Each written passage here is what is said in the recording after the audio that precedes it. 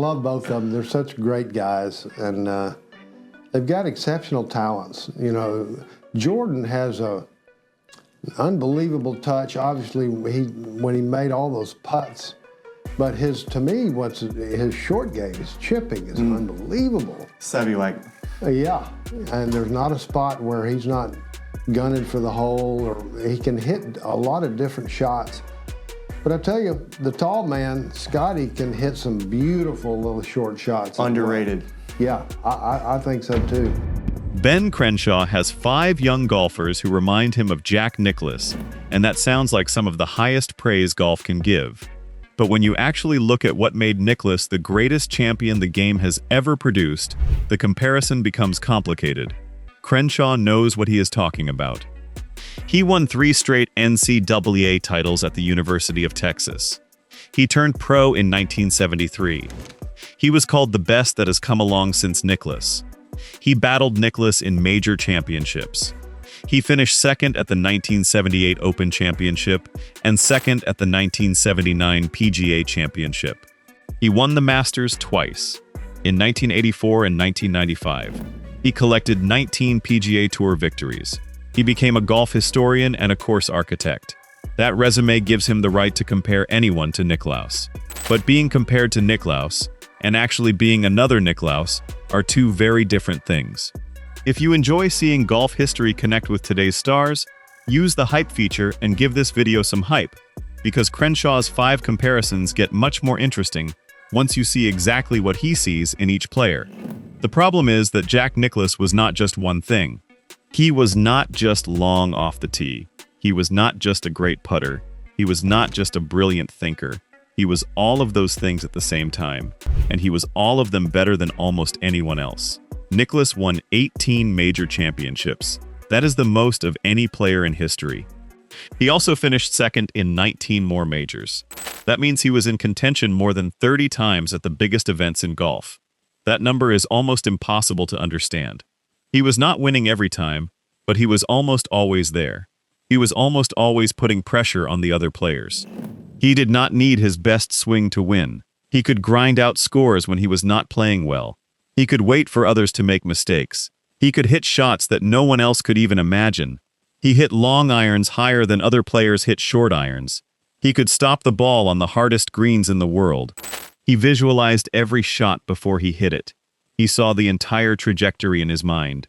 He knew exactly where the ball would land and how it would roll. That kind of control does not come from talent alone. It comes from discipline. It comes from years of study. It comes from a mind that never stops analyzing. So when Ben Crenshaw says he sees Nicklaus in a modern player, he is not saying that player is going to win 18 majors. He is saying that player has some of the ingredients. But having some of the ingredients is not the same as baking the whole cake. Nicklaus had the whole recipe. He had the power. He had the mind. He had the composure. He had the creativity. He had the patience. He had the ability to hit every shot in the book. And he had the killer instinct to close out tournaments when it mattered most.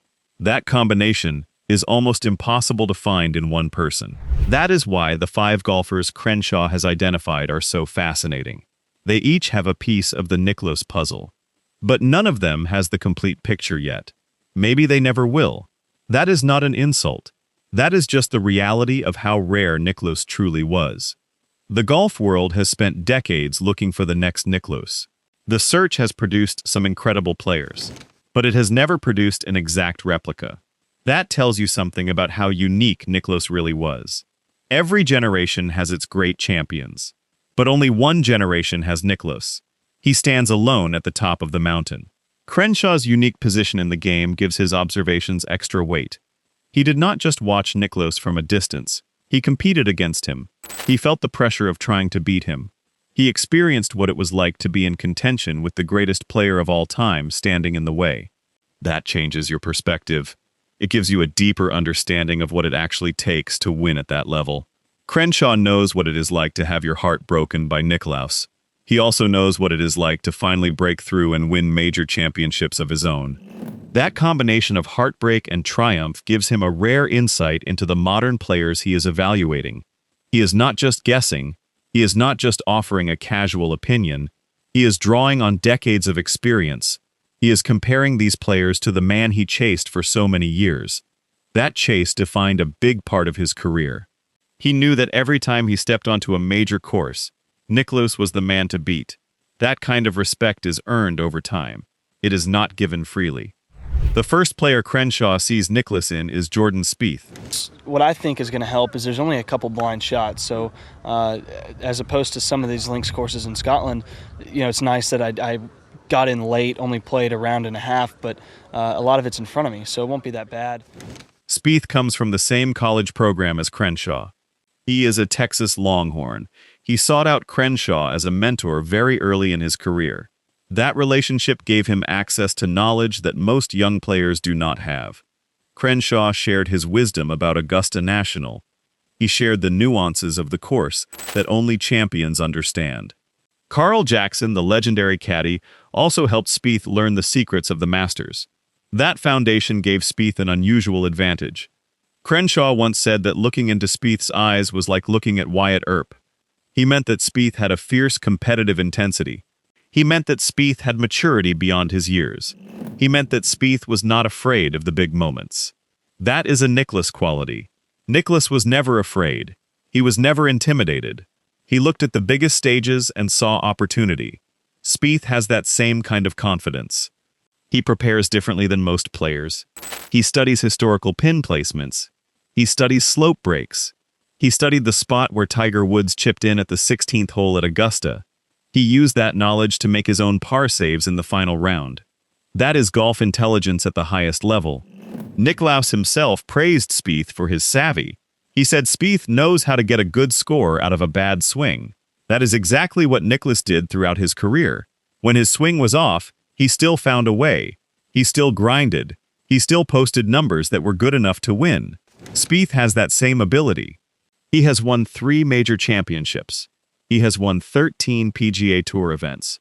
He has proven that his mind is his greatest weapon. But here is the complication. Spieth's game is built around intelligence and preparation. That is one piece of the Nicklaus model. It is a huge piece, but it is not the whole thing. Nicklaus also had overwhelming physical power.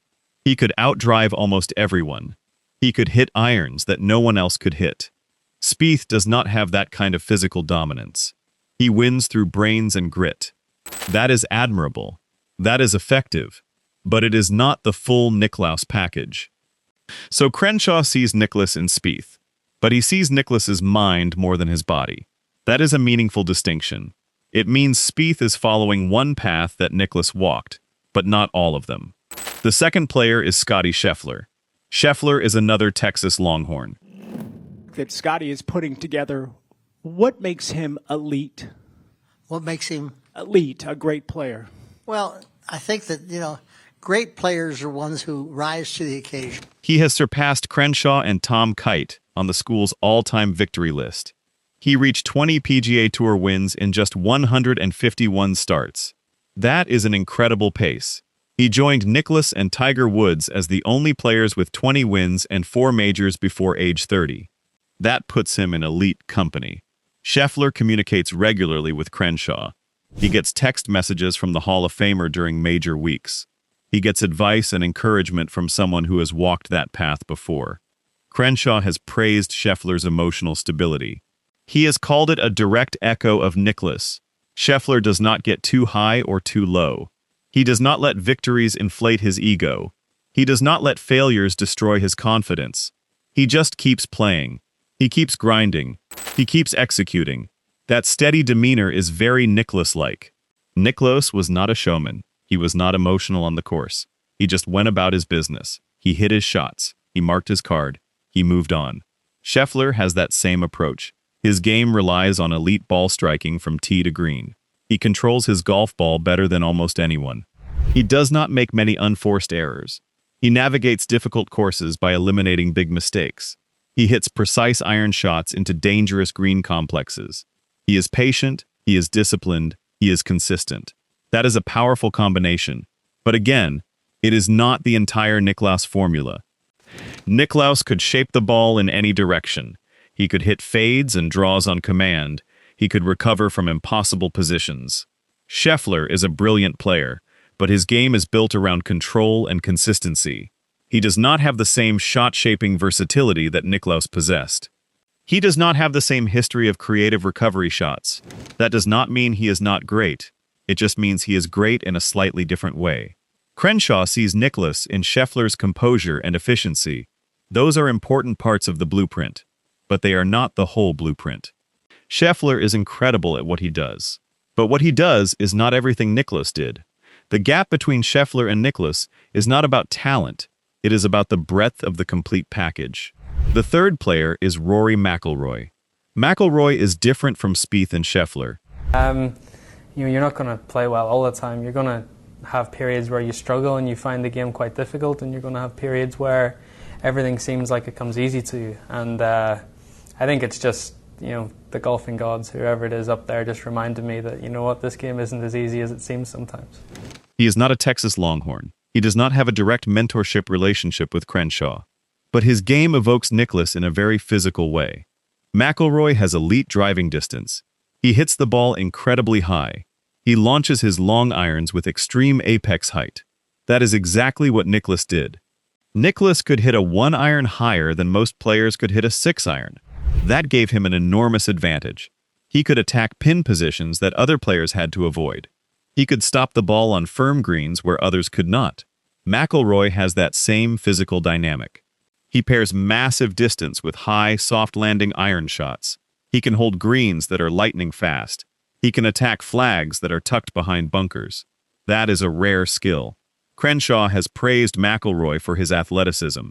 He has said McIlroy plays with a flair that reminds him of golf's historical greats. Nicklaus has also embraced McIlroy. He has called him one of the few players capable of winning the career Grand Slam. That is high praise. McIlroy has won 4 major championships. He has won more than 20 PGA Tour events. He is one of the most naturally gifted players of his generation. But his similarity to Nicklaus is mostly physical. He has the power. He has the trajectory. He has the athletic ability. But Nicklaus was not just about power. He was also about control. He was about strategy. He was about patience. McIlroy has sometimes struggled with the mental side of the game. He has let frustration get the best of him. He has made strategic errors in big moments. That is a contrast with Nicklaus. Nicklaus almost never made mental mistakes. He almost never beat himself. He let others beat themselves. McIlroy has that incredible physical talent, but he has not always shown the same mental discipline. Crenshaw sees Nicklaus in McIlroy's trajectory and power. That is one dimension of the Nicklaus archetype. But the full archetype includes more than just physical gifts. McIlroy's journey is a reminder that power alone is not enough. You need the mind to go with it. The fourth player is Justin Thomas. I was a little impatient. I was just a little jittery. I put a lot of pressure on myself, and we got done, and I didn't play that bad. It was very difficult yesterday. Thomas grew up playing junior golf with Jordan Spieth. He developed a versatile swing very early in his career. He can work the ball in both directions. He can hit fades and draws based on wind conditions. He can shape his shots to match the demands of the hole. Nicklaus was also a master of shot shaping. He could alter his trajectory at will. He could hit high shots and low shots. He could move the ball left or right. That versatility made him unpredictable. It made him dangerous. Thomas has that same ability. He has precise distance control with his irons. He can attack difficult pins. He has an aggressive, competitive drive. He wants to win. He hates to lose. He wears his emotions on his sleeve. Crenshaw has said that Thomas's willingness to show emotion while staying disciplined under pressure is very Nicklaus-like. Nicklaus had that same competitive fire. He battled Arnold Palmer. He battled Gary Player. He loved the fight. He loved the pressure. He thrived in it. Thomas has shown that kind of toughness. He can pull off difficult recovery shots from awkward lies. He can scramble when he needs to. He can make birdies when he is not playing his best. That is a Nicklaus quality. But Thomas also has limitations. He does not have the overwhelming physical power of Nicklaus or McIlroy. He is not as long off the tee. He does not have the same margin for error. He has won 2 major championships and 15 PGA Tour events. Those are impressive numbers. But he has not consistently dominated the way Nicklaus did. He has had stretches where his game seemed to disappear. That is something Nicklaus never did. Nicklaus was always there. He was always a threat. Thomas has the creativity and the competitive grit. That is one branch of the Nicklaus tree. But he does not have the complete package. His career is still being written, and there is time for him to add more chapters. But the comparison to Nicklaus remains incomplete. The fifth player is Collin Morikawa. Morikawa is the most clinical of the five. I was walking left and right versus straight down the fairway. I tried to think about anything else other than golf. Thankfully, you had the nicest backdrop you could ask for, so that was very, very easy. I think for me, it was how do I stay loose? How do I, stay warm? His game is built on precision. He is one of the best iron players in the world. He hits approach shots to the correct quadrants of greens. He gives himself low-stress birdie opportunities. He makes stress-free pars. He does not take unnecessary risks. That is exactly how Nicklaus played. Nicklaus did not try to overpower every course. He assessed the risks. He avoided hazardous misses. He let his superior ball striking do the work. He waited for others to make mistakes. Morikawa has that same approach. He plays high-percentage golf. He puts the ball in the right spots. He does not gamble when he does not have to. Crenshaw has praised this disciplined mindset. He has said that golf courses punish undisciplined boldness and reward calculated precision. Morikawa has shown that calm temperament under major pressure. He won major championships early in his career. He did not look nervous. He did not look overwhelmed. He just executed. He stayed patient. He let the tournament come to him. That is very Nicklaus-like. Morikawa has won 2 majors and 6 PGA Tour events. Those numbers are lower than the other players on this list. But his career is still young. He has time to build on that foundation. However, Morikawa also has limitations. He does not have the same power off the tee. He does not hit the ball as high as McIlroy. He does not have the same shot-shaping versatility as Thomas. He wins through precision and discipline. That is one part of the Nicklaus model. It is a critical part. But it is not the entire model. Morikawa is building a career on accuracy, and that is a sustainable path. But Nicklaus had accuracy and power and creativity all together. So where does that leave us? Crenshaw has identified 5 players who each have Nicklaus-like qualities. Spieth has the mind. Scheffler has the composure and efficiency. McIlroy has the power and trajectory. Thomas has the shot-shaping and competitive fire. Morikawa has the precision and risk management. That is a remarkable collection of talent. Each of these players would have been great in any era. They have all won major championships. They have all proven themselves under pressure. But none of them is a complete Nicklaus clone. Nicklaus had all of those qualities at the same time. He had the mind, he had the composure, he had the power, he had the trajectory, he had the shot shaping, he had the competitive fire, he had the precision, he had the patience, he had everything. That is what made him the greatest. He did not have one weapon. He had an entire arsenal. He could beat you with power. He could beat you with strategy. He could beat you with patience. He could beat you with creativity. He could beat you with mental toughness. He could beat you in a dozen different ways. That is why he won 18 majors. That is why he finished second in 19 more. He was almost impossible to beat because he had no glaring weakness. He was the complete package in every sense of the word. The fact that Crenshaw can identify 5 players who each embody part of Nicklaus is actually a testament to how deep the modern game is. The level of talent on the PGA Tour is extraordinary. There are more great players than ever before. They come from all over the world. They have been trained from a young age. They have access to technology and data that Nicklaus never had. They are stronger and faster and more athletic. The game has evolved. But the fundamental requirements for winning championships have not changed. You still need to manage yourself. You still need to control your emotions. You still need to think your way around the course. You still need to hit high, soft shots into firm greens. You still need to make putts when it matters most. You still need to learn from the players who came before you. The technology changes, but the human element remains the same. Pressure is still pressure. The final round of a major is still the most intense test in sports. That last point is crucial.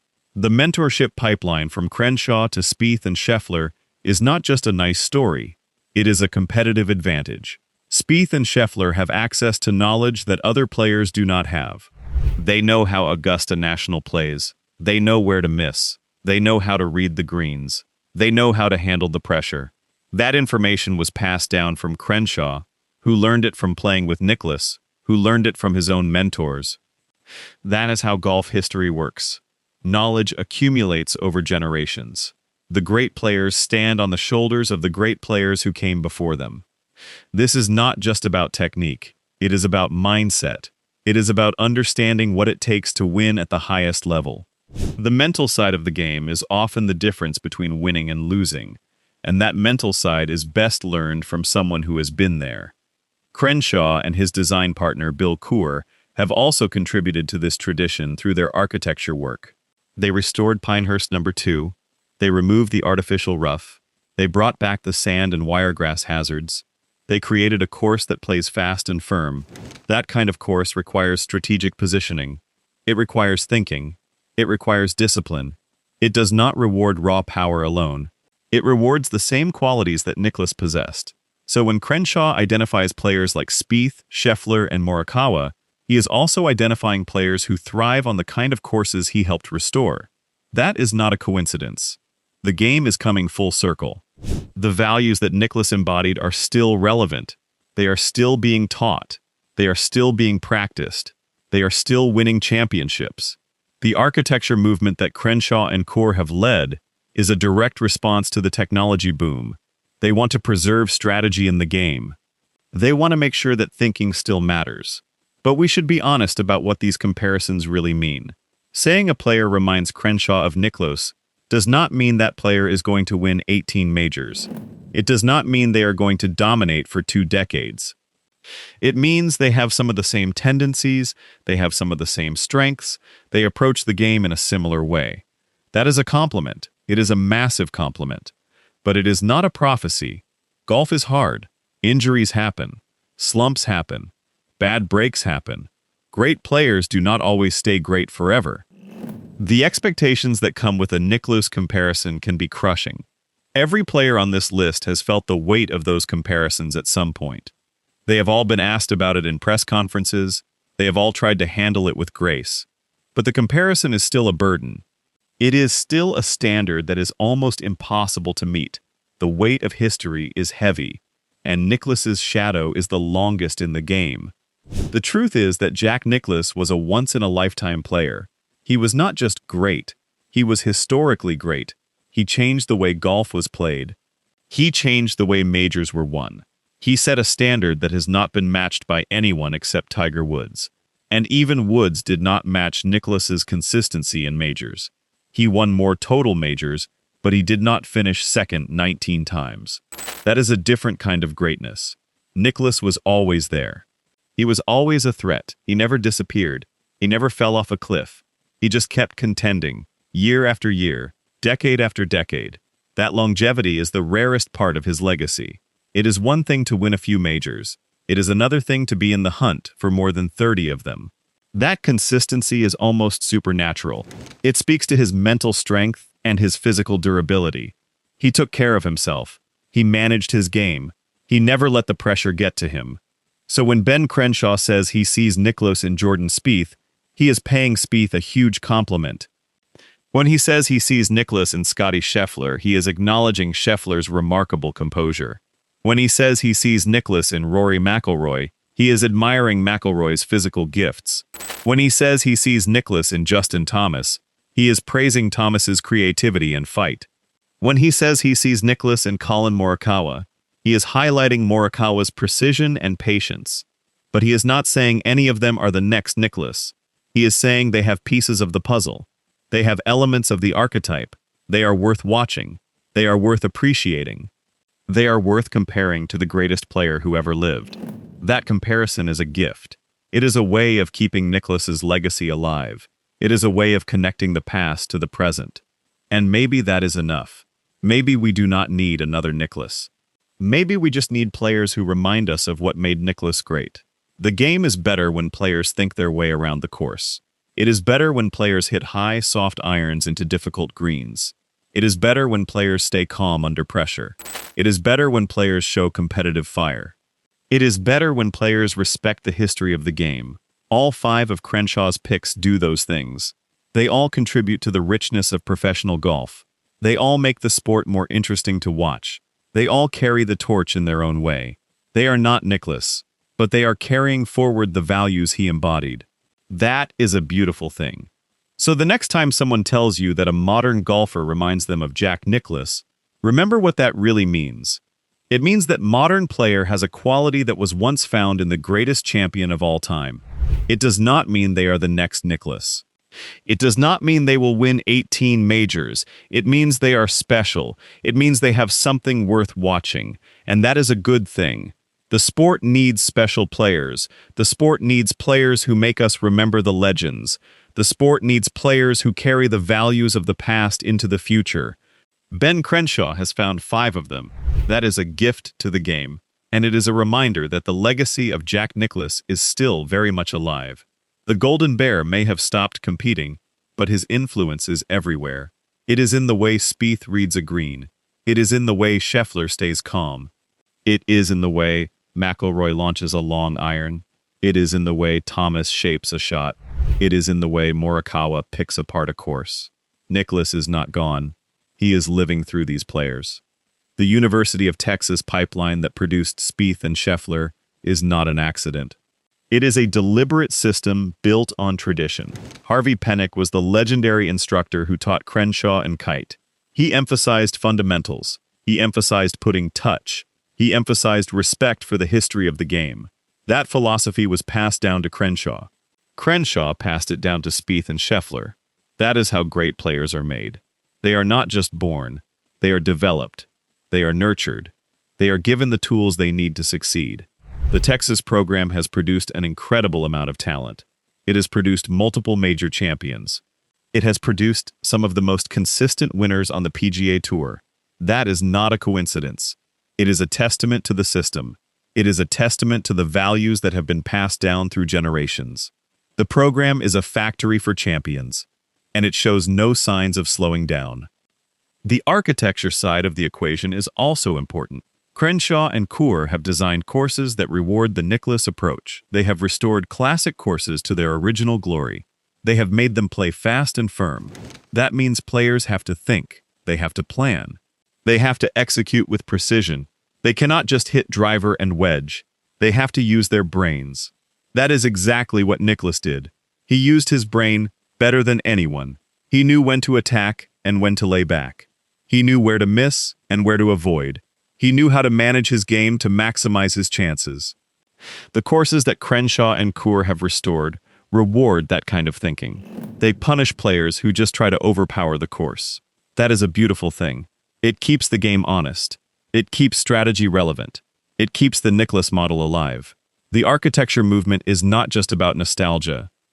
It is about preserving the integrity of the game.